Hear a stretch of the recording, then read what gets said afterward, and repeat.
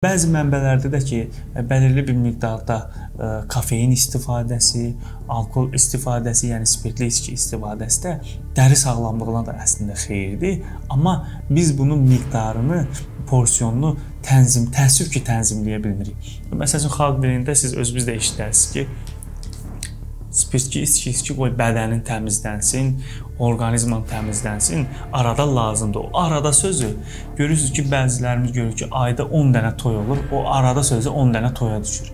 Hərəsində bir qədər alkoqollu içki və tək alkoqollu yox, kofein tərkibli qazlı içkilərdən istifadə eləsə, gəlin görün bunu hara gətirib çıxardacaq.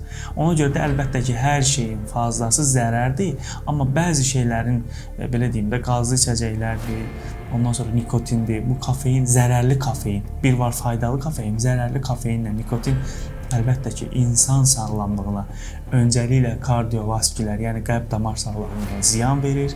Bu ziyan da bizim metabolizmamızı pozaraq dəri xəstəliklərinə və dərimizin metabolizmasına zərər verir.